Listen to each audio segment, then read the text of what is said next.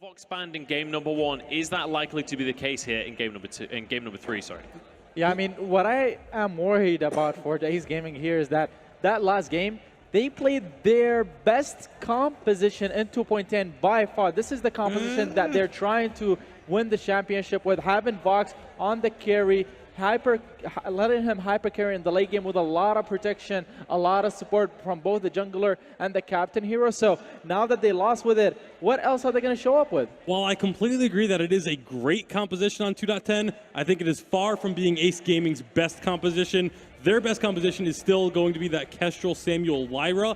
But Tribe know that and will never allow that composition to go over. But we do have our first change of the series with the Churnwalker now going to Ace. I don't think Tribe would care about the Samuel Lyra with Kestrel just because it doesn't work that well in 2.10. Ace Gaming hasn't pulled it off. Tell TSM that. Yeah, I mean, they're not using semifinals, quarterfinals, now in the finals, but still though, Ace Game or Tribe, once again, they get the Adagio, and DNZ are going to feel comfortable with that unless they flex it into the captain role. And this time, picking that Adagio first changes the dynamic here. Last time they picked it because they knew the lane opponent, but you're absolutely right. This can be flexed. This could be a captain Adagio. We've seen that earlier in the tournament. Yeah, I doubt it because Captain Adagio is just so weak. He's strong early, but just falls off completely in the late game. It's too easy to block his Verse of Judgment ultimate. I think Arden will probably pick up here or Grace, because you want a comp that can dive against a Churnwalker. You can't let a Churnwalker initiate you. You have to initiate the Churnwalker and win the fight from a damage standpoint. The other thing that I wouldn't be surprised if it got picked up is the Black Feather, so that they can have that flexibility if they want to put the Adagio in the captain role,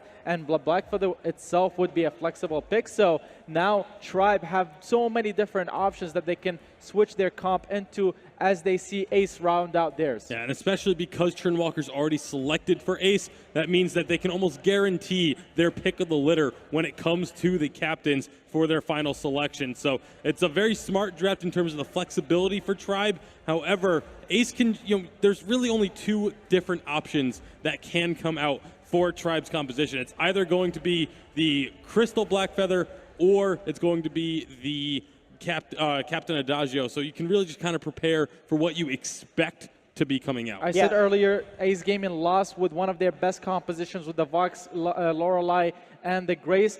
The other thing that they can go back to is the Sky Open Power, the CP Kestrel that TAKA dominated with. I was just about to bring it up, but they do pick it up right away. Yeah, the heat-seeking one-shot, one-kills coming out from TAKA. Yeah, I mean, they have options. They can do a CP Sky jungle and then a Weapon Kestrel, or do Weapon Sky and CP Kestrel. They both work pretty well, but I think for a dive comp, or maybe anti-dive comp against a Black Feather and Adagio that wants to dive on top of the Kestrel or Sky, they probably opt with the Weapon Kestrel and a CP Sky here and just kite and use a Churnwalker to keep Tribe at bay. All right, we'll see if they're going to be in the works because Tribe are not going to know where these picks are going.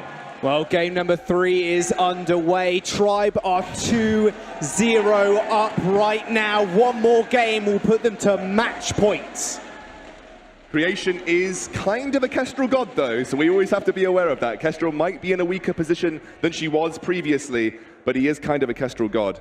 Now, like I said, the original composition they used to run was with a Samuel, but they're going for a heavy invade here. Yep, Ace is looking for this front camp. They're going to secure it. Maybe they just walk into the jungle. Max Green's in a lot of trouble. Dientio as well. They're both going extremely low. Creation wants first blood, and he finds it. Ace get one on the board. T-Tigers just is going to have to farm up as most of his jungle as possible. In fact, Creation might just snipe him away here as well. Hook goes a little bit wide, but Creation round the corner isn't going to matter because TAKA is going to secure the kill. Ace 2-0 in 1 minute. Every time Ace have this range composition, they march their way over to the middle of the map and they contest that front tree and away from their opponents. Try to contest this knowing full well what was going on here, but their early game is just nowhere near the same of Ace, and now Ace have a 2-kill lead. They have 600 gold already for themselves in the lead. Creation may have to be a little bit careful. He's moved into the lane with only just the hill. What a way to start the game, though. You come out of a 2-game loss in a series and you fight that early game like there's no difference at all. Very interesting to see TAKA taking away the Sky, not only from Dienzio, but aiding that range composition. Very, very strong. Max Green, Dienzio, and Tigers, they're playing super defensive now. Yeah, they have to because of the fact that Ace have such a lead over them. when you take this Churnwalker away from Max Green, it means that he does not have as much playmaking ability in the early game. Yeah. Something Tribe rely on very heavily to get their dominance. Ooh, He's playing Tribes at their own game at the moment, pushing into the jungle. They will get punished for it, though, as T-Tigers did land a fearsome on point. They're going to contest this Elder Treant, though. A lot of shared experience for Ace means that T-Tigers had a slight level advantage just going into a mini brawl there, which was able to force back TAKA early on. T-Tigers, he's ready to fight back. He wants blood. Tassa's going to come in as well. Elder Treant gets taken, but it's actually going to land on T-Tigers. The healing comes through. Tassa's extremely weak. Dienzio getting jumped up by the chains as well. Youngju comes forward. He might just burn them out right here, right now. Creation with the snipe over the wall. Finds his next kill. A Torment back in. Finds him a double. What a way to start game number 3 with Creation with 3 kills. Dienzio just trying his best to limp away as Creation finds him. Hook, land, snipe over the wall and make that a triple kill for Creation. Ace just know exactly what they're doing with this composition. They're not done yet here, Jaws. Looking to steal away everything from T-Tigers, and they've changed their game plan completely. Instead of playing around the lane, they are shutting down T-Tigers and making Tribes win condition of early game non-existent. No one has yet managed to do that this entire tournament. No one has taken T-Tigers on in the jungle properly. This is the first time we've seen a team do it, and it has given such early game success. What a way. And also, just Creation. He is a Kestrel god. He is just a Kestrel god. And that's what I want to touch on, is that in that moment, Creation backported. All right, we're at 340. He's just finished his Sorrow Blade. That is unbelievable. That is the highest gold item that you can purchase at this stage of the game, and he's done it before 4 minutes. Incredible. But Creation was able to backport before that fight broke out, and Ace knew that he was coming with a heavy steal and a 6 sins. That is ridiculous damage for Kestrel paired with a Churnwalker. Youngju's Churnwalker right now is just looking absolute fire. I mean, Max Green, this rookie that's risen up throughout challenges in the Vainglory 8, proving him to be a world-class captain. And Youngju just takes the reins, takes the chains, and says, this is how you play Churnwalker in the early game. Churnwalker is probably most teams' contested captain across this entire tournament. Most teams came in and said he was the strongest captain you could pick in a competitive format. I think that has thoroughly been shown across these next games. I think maybe Churnwalker Bans is going to start coming through. If you look at the items right now, we have a Sorrow Blade, we have almost the components for whatever item that TAKA wants to build on this guy, whether it be Frostburn or Dragon's Eye. And Dienzio is sitting on the gold needed to buy a poison chip twice over, but he can't backport. And Ace will just take a turret through this immense pressure they're outputting. A 5-minute turret, and they don't think they're done just yet either. They're going to move towards the item shop, and this could be the complete reverse when you think about it in game number 2. Tribe maybe looking for a small invade. We've got TAKA now with a Frostburn as well. They're a whole item each ahead of Tribe at this current moment. Yeah, massive, massive item investment, and I'm sure Darcy can talk to me about this as well, but the Frostburn build on Sky, it's something that's not commonly done because of the lack of CP, but what it is going to allow is it's going to facilitate creation. You're going to slow down targets with forward barrage, making it easier to land those all-important glimmer shots. This is the creation game right now, and it's Ace playing around it. One shot, one kill is going to strike Max Green. T-Tigers takes a large chunk out of TAKA, though. Can still duel quite heavily as he picked up the Aftershock a couple of minutes ago. What do you think about the Aftershock? I don't know if I was in this situation, I'd be playing around potentially a Shatterglass because you've got a double squishy. I think you can go Aftershock, Shatterglass, yeah, and you're going to have so much burst potential, but you're right. The thing we have to remember is that T-Tigers has been shut down in the jungle. Yeah. His gold income isn't quite as heavy. Aftershock, much cheaper investment, gives you a much earlier power spike than a Shatterglass would be able to because you're getting it quicker. It's a really interesting discussion to have because is he actually going to use this early after power spike? I don't know if they're in a position where they can even fight right now. You know, if I was T-Tigers, maybe I would have gone forwards and waited a little bit, picked up the Shatterglass, and post level 8 used that range advantage to poke down this double squishy. Death from above onto the gold mine. It is fairly low right now. TAKA and Creation both have infusions, so damage is up to this current moment in time. Dienzio comes in for the steal. Oh, stolen! T-Tiger steals it. That's an instant steal. Max Green lays down the corner. Also, it might just pay for it with his life. Glimmer shot doesn't quite land. One shot, one kill. It's going to get body blocked by Dienzio.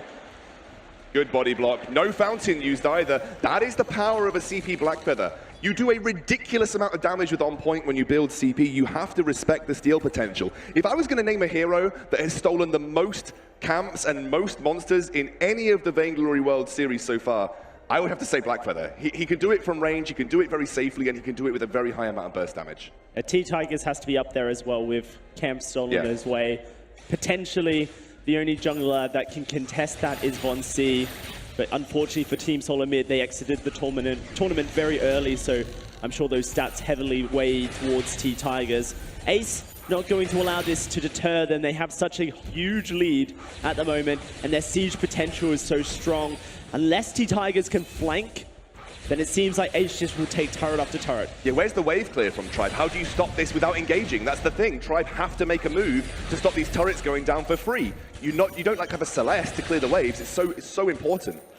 Well, 30 seconds on Max Green's ultimate. Maybe that's their go button, but Ace is just pummeling them underneath his turret. One shot, one kill. Doesn't quite do any damage as the shield did come back on the turret itself, and Max Green going fairly low. Does jump in with the blood for blood. T-Tigers is there also.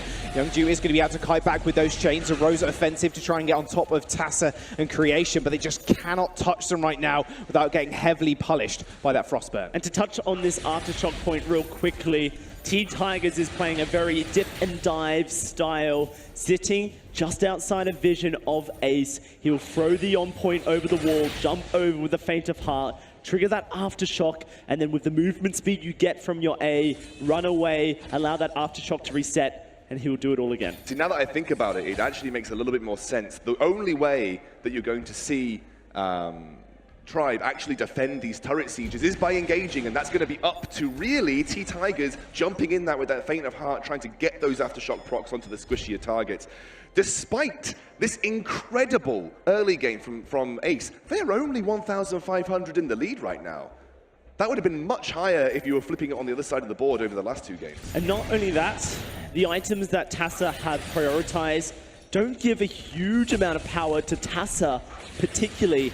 They facilitate Creation's damage.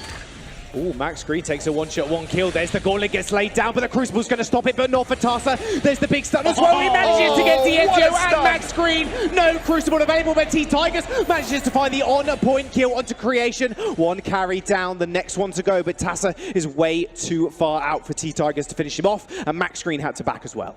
And to expand on that point, if Creation is dead, then Ace's damage is not there. There's no Dragon's Eye to stack up and sustain, so TAKA, whilst you have an Eve of Harvest for sustain, he's not really going to be out-damaging T-Tiger's burst. To make that in a really concise, if Creation's dead, Ace is dead. That is how that team comp is going to go for the moment. Maybe third item on TAKA will be different, but right now, he is their damage.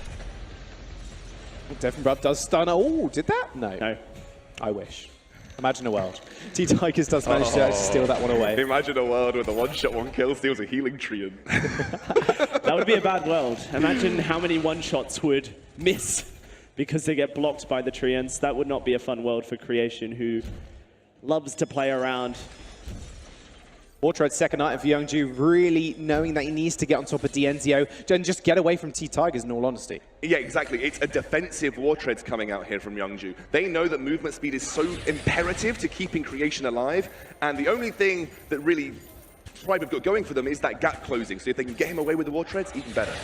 Last game we saw T-Tigers play this CP Blackfeather. Aftershock into Dragon's Eye gives him a much ramp up in the team fight. This game, I expect he will go towards the Shadow Glass here. So good into Sky because you do a lot of burst and then you get out of the team fight. If T-Tigers wants to play the hokey pokey style, then he's going to have to allow his Dragon's Eye stacks to drop. Out of position. Tribe just gave it up the lane there completely. Turret ends up going down. There's the defensive wall treads from Youngju, like you were mentioning, but Gauntlet gets laid on. TAKA isn't going to get blocked by it, but a death from above will just stop T-Tigers. D'Enzio marching forward. Youngju fairly low as well. Heartthrob Sack's already popped, but an on-point just finishes him off. Boom!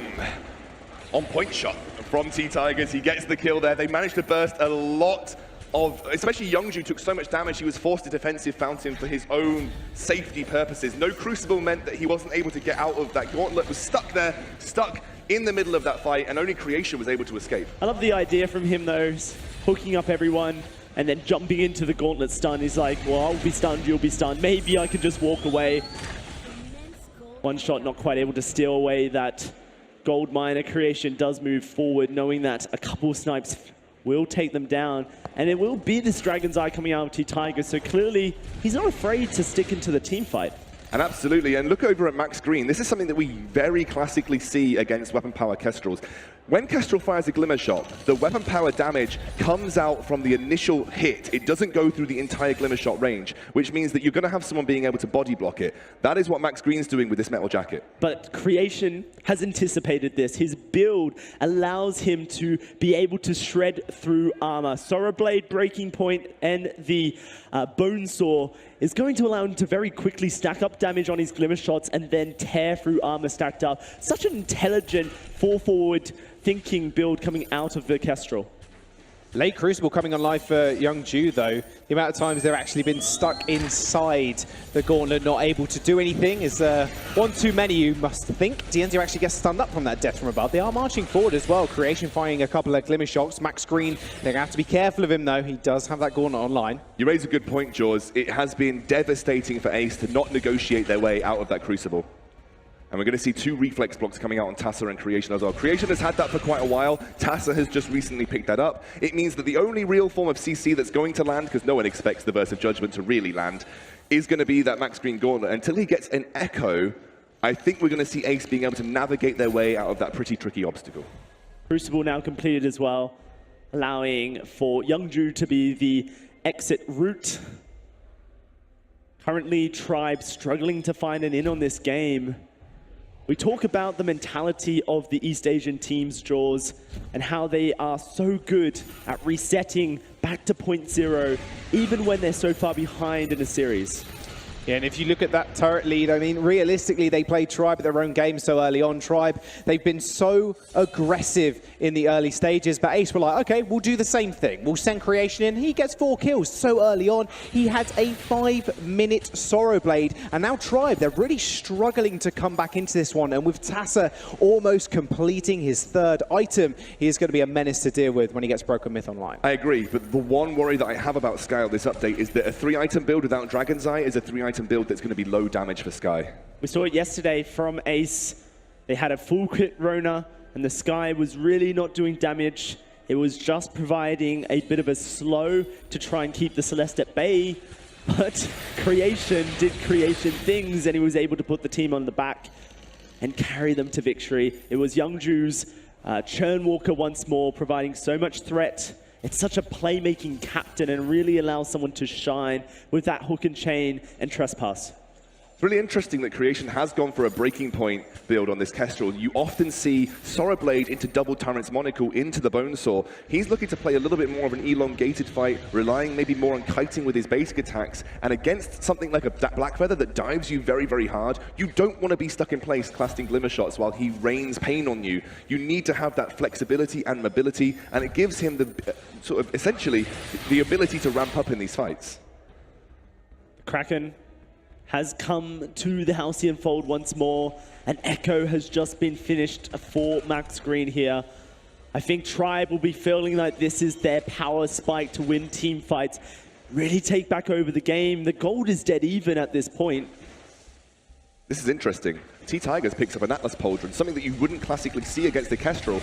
But simply because she's got that breaking point Bonesaw build, that is the case. Oh, engage. They're going to go for this big engage. Dienzio's isolated down, but so is the Gauntlet. The Gauntlet is good. Creation gets stunned up, and now it's in a duel with T-Tigers, but it doesn't matter because Dienzio's already fallen. A Rose offensive and put straight into the anti-camo, keeps Creation alive. T-Tigers jumps all the way back in, and Max Green secures the kill, but is it going to be enough? TAKA forward barrage, and a death from above to separate him and Max Green. He dashes straight backwards. T-Tigers just cannot land a shot, but Max Green is still alive somehow as well. Another reposition, and he's dodging dip, diving dodge around the tree ends. TAKA goes backwards. Max is a god, an unkillable demon, and Youngju is gonna just manage to find the stun, but Max Green and T-Tigers, they know they've won the fight already. We're going to keep chasing Youngju down here, try and get that ace, but Creation spawn, so it will just be another point on the board for T-Tigers. Ooh, 1 shot, 1 kill doesn't quite land. Tribe, they finally find the kill. Creation does end up spawning, so they don't actually get the ace buff. Really strange target prioritization coming out of TAKA there, going towards the most tankiest member of Tribe and the one that's not going to kill you. But Max Green says, you're going to focus me, watch how it's done, here's how it's done, and T-Tigers was able to just tear through the sky. Kraken is now going to get unleashed. Tribe.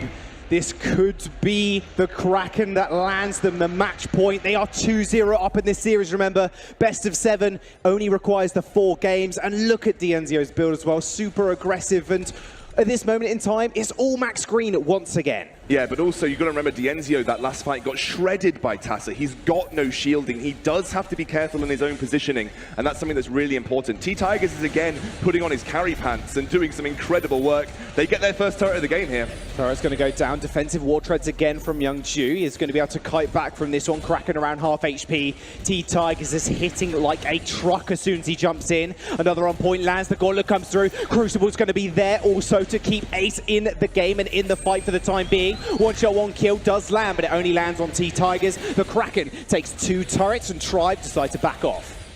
It's going to be a huge amount of gold swinging over to Tribe here.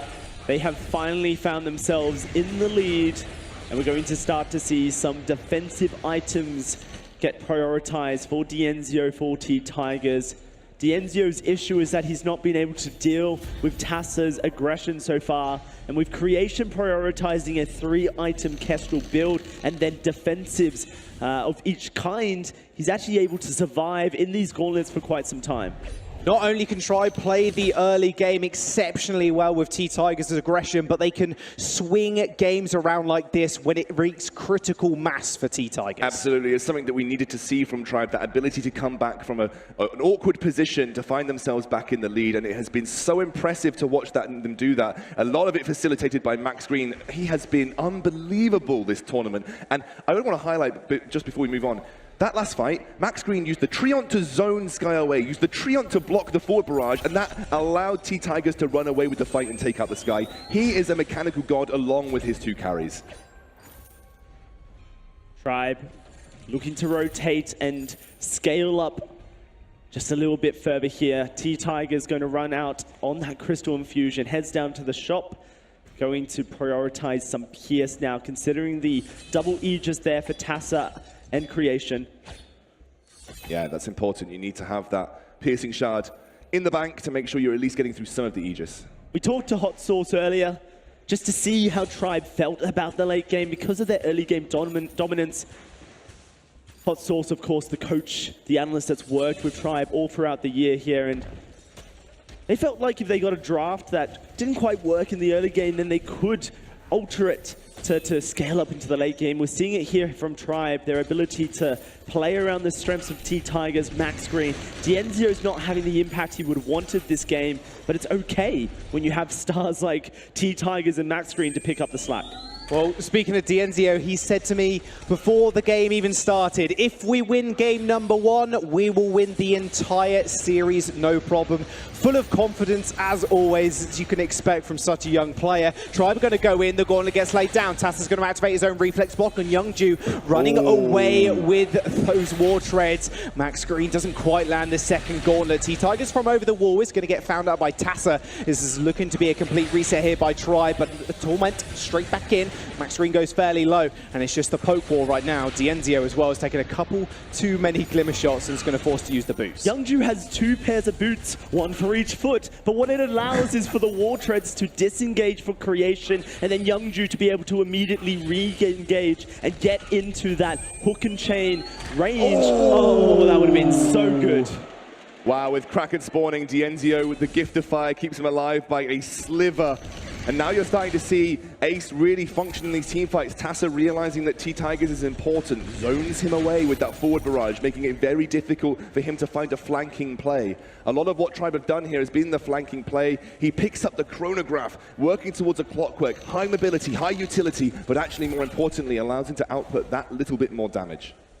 Won't be the Dragon's Eye for the entire team fight domination, but with Youngju to provide an amplification of damage when he lands multiple hooks and chains, then perhaps you don't need the Dragon's Eye if Creation can stay alive. Well, this is going back to what they've done in the last couple of games, was basically put Creation on this pedestal and say, you carry us. We got you so many early kills. We're going to facilitate you with the Frostburn, facilitate you with the high utility from the sky, with the cooldown as well. We want you to carry. Max Green gets dragged back in. He does Vanguard towards T-Tigers. Death from Above doesn't quite land. He doesn't want to fight until that Echo is up. That is such an important item for Anarden. The double gauntlet walls, when used properly, can really help you negotiate through reflex blocks and crucibles. They need to make sure that those are correctly placed. Max Green's last double gauntlet was the first time we've really seen him falter ever so slightly. He'll have to get things back together.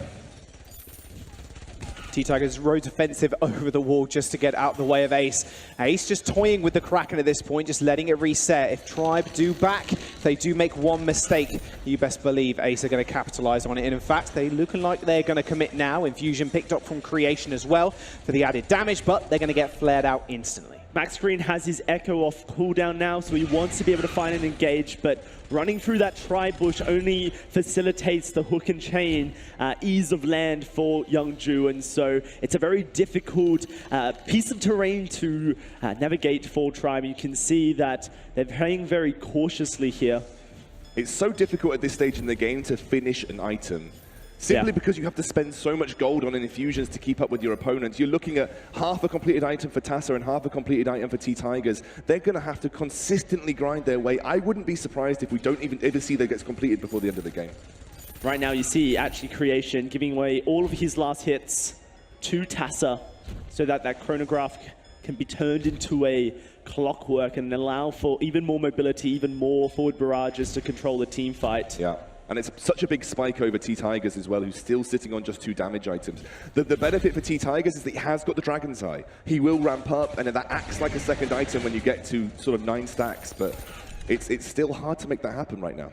This is one of the only times we're actually seeing Dienzio on par farm. And I say on par because normally he is actually ahead by a majority of CS. I mean, realistically, last game, we're talking 40 to 50 over Creation. Right now, it's only about 10, one of the smallest leads he's actually had.